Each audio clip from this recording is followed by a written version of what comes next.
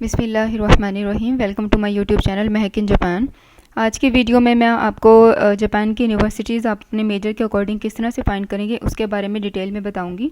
जैसे कि मैंने लास्ट वीडियो में आपको यूनिवर्सिटी ट्रैक की जनरल बातें बताई थी कि किस तरह से आप अप्लाई करते हो, उसमें कौन कौन से डॉक्यूमेंट्स रिक्वायर होते हैं। अब एम्बेसी ट्रैक जो है वो ऑलमोस्ट कंप्लीट हो गया है, तो अब यूनिवर्सिटी का ट्रैक जो ओपन होगा आप उसमें ज़रूर अप्लाई कीजिएगा। यूनिवर्सिटी ट्रैक में ज़्यादा चांसेस होते हैं आपकी स्कॉलरशिप के, क्योंकि उसमें आपको जो है वो परसेंटेज रिक्वायर नहीं होती, और एम्बेसी ट्रैक में आपको परसेंटेज चाहिए होती है 80%, जबकि यूनिवर्सिटी ट्रैक में आपको CGPA चाहिए होती है। यूनिवर्सिटी ट्रैक में अगर आपकी 3.2 भी होती है पाकिस्तानी 4 CGPA के अकॉर्डिंग, तो आपकी स्कॉलरशिप हो जाती है मिनिमम। तो इसमें ज़रूर अप्लाई कीजिएगा। साथ ही अगर आप फेसबुक का ग्रुप ज्वाइन करना चाहते हो तो उसका लिंक डिस्क्रिप्शन में होता है, और अगर आप इंस्टाग्राम का अकाउंट ज्वाइन करना चाहते हो उसका लिंक भी डिस्क्रिप्शन में होता है, वहाँ से ज्वाइन करके डायरेक्टली मुझसे बात कर सकते हो। साथ ही अगर कोई भी क्वेश्चन होता है आपका किसी भी डॉक्यूमेंट को लेकर, कोई भी कन्फ्यूजन होती है, आप कमेंट बॉक्स में कमेंट कर दिया करें, मैं उसका जवाब दे दूँगी। डॉक्यूमेंट्स का मैंने आपको बताया था बेसिक डॉक्यूमेंट्स कौन कौन से रिक्वायर होते हैं। अब यूनिवर्सिटी ट्रैक की अगर मैं जनरल 2 मिनट में आपको बताऊं तो यूनिवर्सिटी ट्रैक बेसिकली इस तरह से आप इसमें अप्लाई करते हो। आप अपने मेजर के अकॉर्डिंग प्रोफेसर फाइंड करते हो, यूनिवर्सिटीज़ फाइंड करते हो। आप फिर प्रोफेसर से अपने मेजर के अकॉर्डिंग कॉन्टैक्ट करोगे। प्रोफेसर के पास अगर जगह होगी और प्रोफेसर को आपकी जो रिसर्च है थीम है वो अपने अकॉर्डिंग लगेगी, तो वो आपको कहते हैं कि ठीक है मैं आपको अपनी लैब में रखने के लिए तैयार हूँ। अब ये प्रोफेसर पे डिपेंड करता है कि प्रोफेसर आपको कहेंगे कि हाँ मैं इंटरव्यू लूँगा, वो आपका 1 से 2 इंटरव्यू ले लेंगे।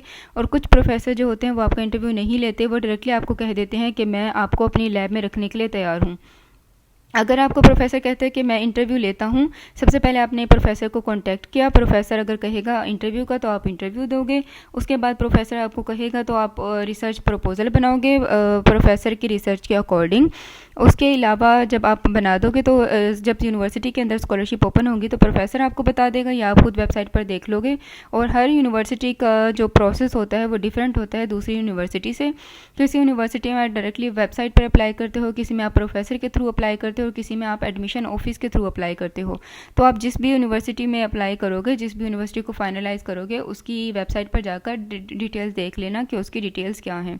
तो ये प्रोसेस होता है यूनिवर्सिटी ट्रैक में अप्लाई करने का। सबसे जो पहला स्टेप होता है इसमें प्रोफेसर को कांटेक्ट करना होता है, प्रोफेसर को फाइंड करना होता है। अब आप प्रोफेसर अपने मेजर के अकॉर्डिंग किस तरह से फाइंड करोगे। सबसे पहला जो प्रोसेस होता है वो एक स्टडी इन जापान की अपनी ही वेबसाइट पर, ऑफिशियल वेबसाइट पर आपको एक PDF मिल जाता है जिसमें बहुत सारी यूनिवर्सिटीज़, जापान की पब्लिक यूनिवर्सिटीज़ हैं, मास्टर्स की भी PhD की भी। अच्छा ये मैं क्लियर कर दूं कि यूनिवर्सिटी ट्रैक जो है वो सिर्फ मास्टर्स और PhD के लिए होता है। बैचलर्स वाले इसमें अप्लाई नहीं कर सकते, बैचलर्स वाले सिर्फ एम्बेसी ट्रैक पर ही अप्लाई कर सकते हैं। और जो मास्टर्स वाले हैं और PhD वाले हैं वो इसमें अप्लाई कर सकते हैं। अगर आपके 3.2 है मिनिमम CGPA तो आप इसमें एलिजिबल होते हो अप्लाई करने के लिए। आप गूगल पर टाइप करोगे Japan universities with measures PDF, तो ये जो studyinjapan.go.jp जो है वो सबसे पहले ये वाली वेबसाइट आपके सामने आ जाएगी। आप जब इस पर क्लिक करोगे तो आपके सामने एक PDF निकल कर आता है जो जापान की अपनी ऑफिशियल वेबसाइट पर है। उस PDF में जापान की जितनी भी यूनिवर्सिटीज़ हैं इंग्लिश के अंदर वो आपको मिल जाएंगी, और आप 1 बाय 1 एक यूनिवर्सिटी को अपने मेजर के अकॉर्डिंग फाइनल करके आप उसमें अप्लाई कर सकते हो। अब जैसे मैंने उस लिंक पर क्लिक किया, यहाँ पर जितनी भी जापान की पब्लिक यूनिवर्सिटीज़ हैं यहाँ पर सारी निकल कर आ गई हैं। आप यहाँ पर देख सकते हैं कि सबसे पहले ह्यूमैनिटीज़ का बताया हुआ लिटरेचर है, लैंग्वेजेस है, कल्चरल स्टडीज़ है, और यहाँ पर हिस्ट्री है, साइकोलॉजी है, कम्युनिकेशन है। अभी आप मुझसे कमेंट बॉक्स में नहीं पूछोगे कि ये वाला मेजर इसमें अवेलेबल है या नहीं है और हम अप्लाई कर सकते हैं नहीं। देखिए बहुत सारे मेजर्स होते हैं, तो मुझे याद नहीं रहता कि कौन सा मेजर अवेलेबल है या नहीं है। ये PDF इस वेबसाइट पर आप आकर एक बार खुद ये PDF देख लो, और इसमें जितने भी आपका देख सकते हो कि आपका मेजर है या नहीं है। उसके बाद सोशल साइंसेज है, सोशल साइंसेज में आपका लॉ भी इसमें अवेलेबल है, पॉलिटिकल साइंसेज है, इकोनॉमिक्स है, और उसके अलावा आपके पास टूरिज्म है, मैनेजमेंट है, और ये देखें बहुत सारे हैं। उसके बाद एजुकेशन का अवेलेबल है। नेचुरल साइंसेज में अगर आप अप्लाई करना चाहते हो, नेचुरल साइंसेज में मैथमेटिक्स और आपके पास बहुत फिजिक्स भी अवेलेबल है। तो ये सारे मेजर्स आप अपने अकॉर्डिंग देख लोगे। साथ ही जो है वो आपको मेंशन किया हुआ है कि मास्टर्स, और जहाँ पर MD लिखा हुआ है उसका मतलब है कि इसमें मास्टर्स, इस यूनिवर्सिटी में मास्टर और PhD अवेलेबल है। और जहाँ पर खाली एम लिखा हुआ है तो यहाँ पर मास्टर्स लिखा हुआ है, और एमडी का मतलब है डॉक्टरेट, और मास्टर्स दोनों इस यूनिवर्सिटी में अवेलेबल हैं। ये मोस्ट अपडेटेड नहीं है, लेकिन फिर भी ये बेहतर होता है। आपको एक ही जगह पर जापान की यूनिवर्सिटीज़ बहुत सारी मिल जाती हैं, आप इसमें देख सकते हो। उसके बाद बायोलॉजी है, और आपके पास अर्थ साइंसेज है, नेचुरल साइंस, इंजीनियरिंग। यहाँ पर तकरीबन सारे ही आपको मिल जाएंगे फील्ड्स और डिपार्टमेंट्स। आप उसके अकॉर्डिंग क्या करोगे, आप यूनिवर्सिटी के लिंक पर क्लिक करोगे।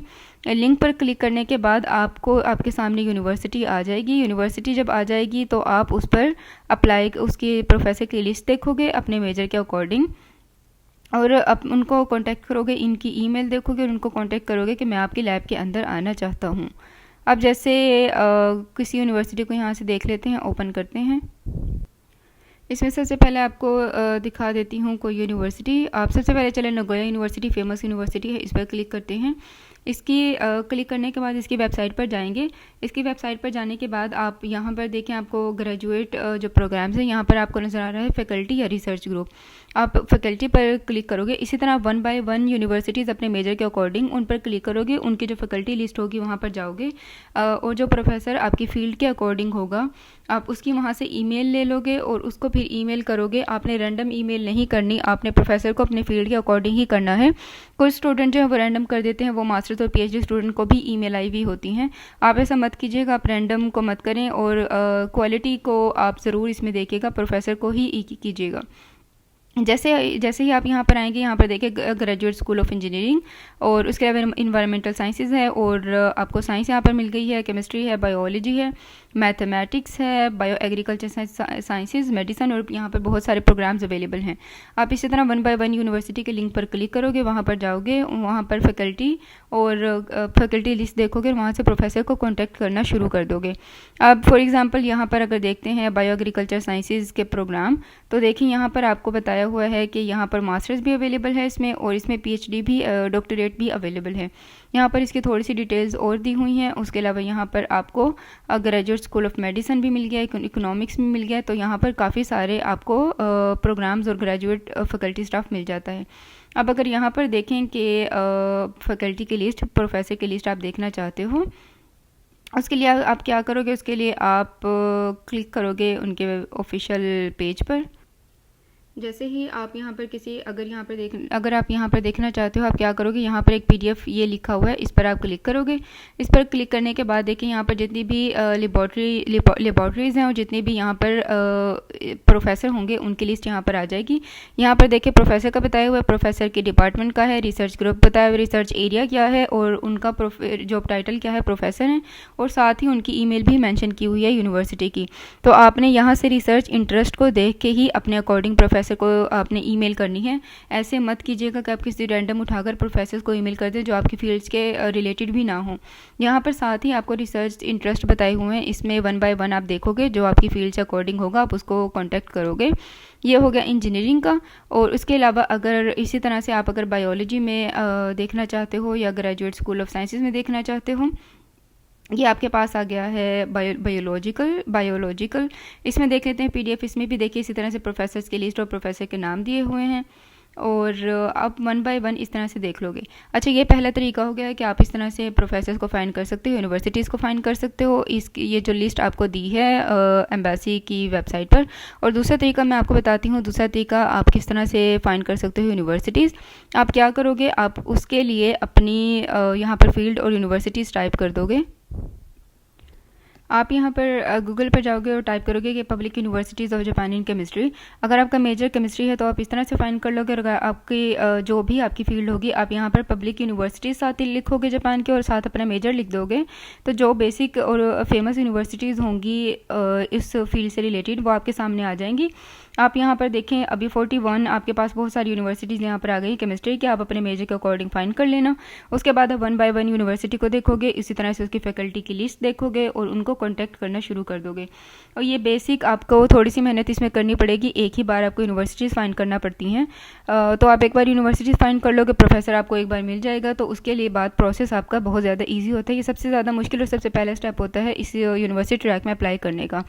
जब आपको प्रोफेसर मिल जाएगा तो वो आपको प्रॉपर गाइड करते रहते हैं, आप वेबसाइट पर भी देखते रहते हो। उसके अलावा आपका जो बहुत ज़्यादा क्वेश्चन आ रहा है कि आप प्रोफेसर को कॉन्टैक्ट करना कब शुरू करोगे। आप प्रोफेसर को कॉन्टैक्ट जो है वो मिड ऑफ अगस्त करना शुरू कर दो, या फिर आप सितंबर में जो है वो उनको कॉन्टैक्ट करना शुरू कर दो। आप क्या करोगे, आप एक सिंपल सी ईमेल लिखोगे, उनको अपनी रिसर्च का बताओगे, अपनी थीसिस का बताओगे कि मैंने अगर कोई आर्टिकल पर या रिसर्च पेपर पब्लिश किया हुआ है वो आप बताओगे, और साथ आप अपनी सीवी अटैच कर दोगे। अब कुछ स्टूडेंट पूछ रहे थे कि हम रिसर्च प्रपोजल भी साथ अटैच करेंगे या सिर्फ सीवी ही अटैच करेंगे। तो इसके साथ आपने सिर्फ सीवी ही अटैच करनी है, आपने रिसर्च प्रपोजल अभी अटैच नहीं करना। जब प्रोफेसर आपको कहेंगे तो आप तभी बनाओगे और उनको भेजोगे। और आप एक ही नहीं बनाओगे, सबका अलग होगा, तो जो आप प्रोफेसर अग्री होगा आपको अपने लैब में रखने के लिए, आप उसी का ही रिसर्च प्रपोजल बनाओगे और उसको फिर सेंड करोगे। अपने डॉक्यूमेंट्स में सिर्फ आप जो है वो सीवी सेंड करोगे, और उसके अलावा आप अगस्त में या सितंबर में उनको कॉन्टैक्ट करोगे। प्रोफेसर जब अग्री हो जाएगा तो उसके बाद प्रोसेस बहुत ही ज़्यादा ईजी होता है। इसमें अगर आप मुझसे पूछें तो मैक्सिमम चांसेस होते हैं यूनिवर्सिटी ट्रैक में स्कॉलरशिप के, क्योंकि मैं खुद भी यूनिवर्सिटी ट्रैक पर ही जो थी सिलेक्ट हुई थी। एम्बेसी ट्रैक में आपको रिटन एग्जाम क्लियर करना पड़ता है, इंटरव्यू क्लियर करना पड़ता है और बाकी डॉक्यूमेंट्स एक्स्ट्रा बनाने पड़ते हैं। यूनिवर्सिटी ट्रैक इतना मुश्किल नहीं होता, इसमें सीजीपीए भी इतनी ज़्यादा हाई रिक्वायर्ड नहीं है, तो इसमें ज़रूर अप्लाई कीजिएगा। अगर फिर भी कोई क्वेश्चन हो या कोई चीज़ समझ नहीं आ रही है, आप कमेंट बॉक्स में कमेंट कर सकते हो। अपना ख्याल रखिएगा। अल्लाह हाफिज़।